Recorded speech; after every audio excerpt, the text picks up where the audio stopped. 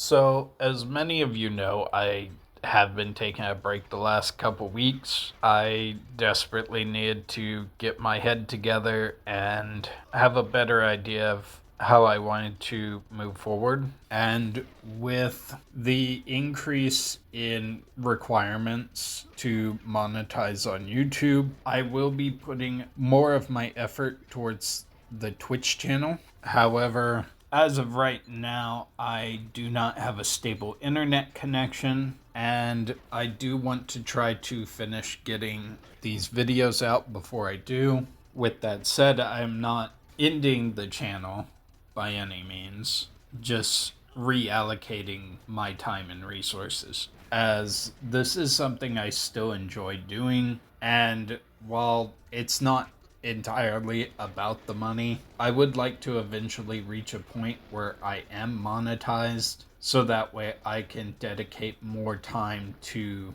being able to put out content for you. And with the upcoming changes to the policy, Twitch is looking to be a more beneficial platform in that goal. That said, I do have a few games lined up for Twitch that I do intend to play. There will also be another game that I will be playing exclusively on YouTube here, as I did try to stream it, but for whatever reason, whether it be my internet or my computer, I was not able to do both. However, I can record just fine.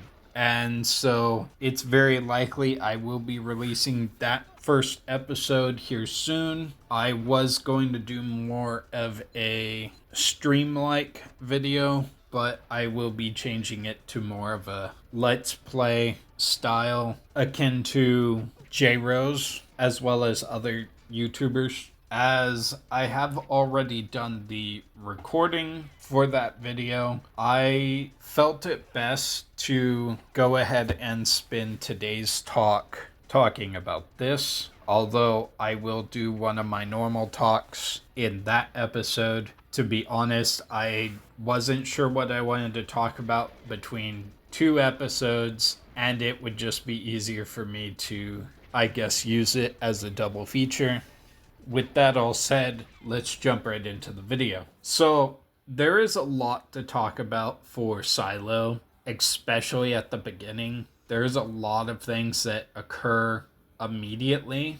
I do feel like it might be best to target this in order of room from lowest to highest, which would mean that we will briefly cover the vent in the opening area, in which there is a single random pad at the bottom of the vent. And while unconfirmed, many in the community have speculated that this may have been the original spawn point for Bond in an early version of the level. Of course, upon starting the level, you may see the timer start, in which this is very interesting in that this will be probably the only time in the game in which 00 Agent is actually harder than 007 mode, in which, while Secret Agent gives you 6 minutes,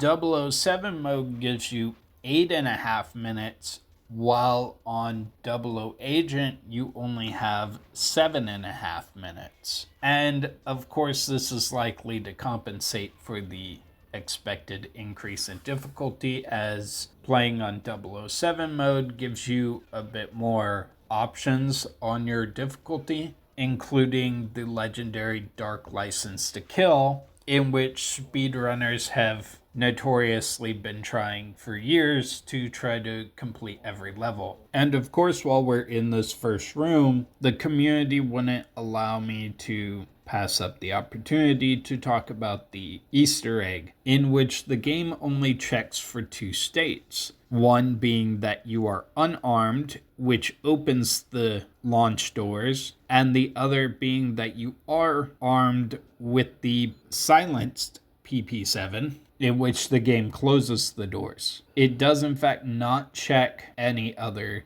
state besides those, so you could, for all intents and purposes, pause the game and switch weapons and leave the doors open. Of course, as we progress through the rooms, we'll reach the first major room where you will plant the plastiques, thus starting the timer officially for the secret agent and agent difficulties, as well as get the first two circuit boards, which I found very interesting, as in the coding to check if the circuit boards are alright, there appears to be a code that runs automatically where the game masks all of the scientists in the level with a different line of code. Now, this would normally be used to change the actor type, although playing through the level, it is very clear that they state scientist, so I'm not sure what the actual purpose of this code is. And if anybody watching from the speedrunning community knows anything about that, I would be very intrigued as to what that does. That said,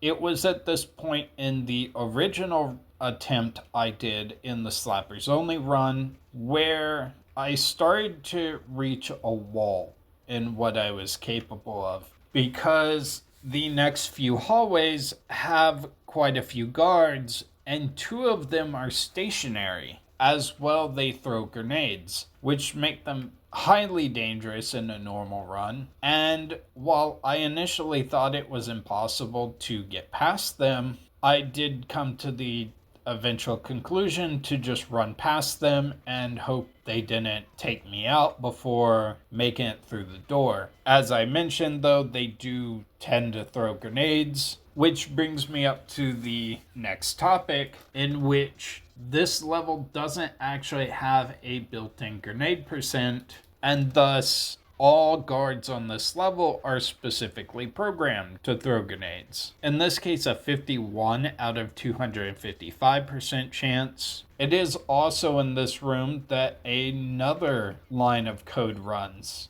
in which the game checks if you've reached the top of the stairs, or at least near as I can tell, if you've reached the top of the stairs, to activate certain guards. Of course, taking our time through the next few hallways, we'll eventually reach the third room, which you will want to interact with the guard in the corner to complete one of the objectives before moving on to the next hallway. I do want to as well take a quick note and say that this is the only time that I could find in this level in which one of the circuit boards is actually placed on the ground by default instead of being on top of one of the computers. Of course, I do want to talk about this next section, as when I was doing the run, this happened to be easily the worst hallway in the entire level. And even though the game is nice enough to give you a body armor right beforehand, I got ixed a lot. More than I can count, and more than I could actually end up saving in recording on my old computer before it had crashed, and thus a lot of that footage happens to be lost. I did find it consistent to just push my way past every single one of these guards and force my way into the room with the satellite. And it was at this point I would try to make sure that I had the camera already on hand as I did so that way, hopefully, and I did fail a few times, upon entering the room, I could get a picture of the satellite and get credit for it before trying to take out all the guards that had followed me into the room.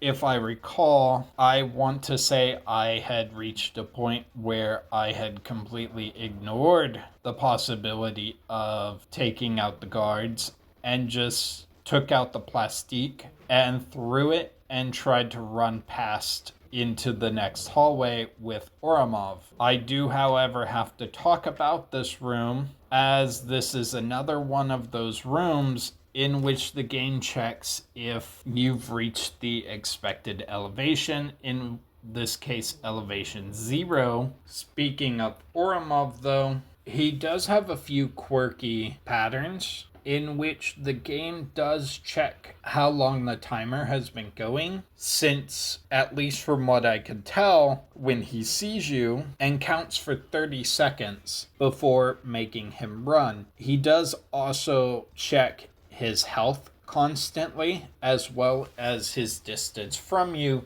before running. Of course, once he does start running, the game does make sure he is invincible and then has him progress to each of 3 pads. In this case, the first 2 are the pads just outside the doors, in which it makes sure that the doors close behind him after he runs. And then the last one, of course, being the elevator doors before fading him out. Of course, I do want to sidetrack real quick and talk about the scientists and the location in which they run to, in which, according to the code, they do actually run to your initial spawn point. It is also now that seems like a good time to showcase an actual outside view of the level, in which you'll notice that there are 4 major missile silos in the level as well. I did notice that each floor was partitioned rather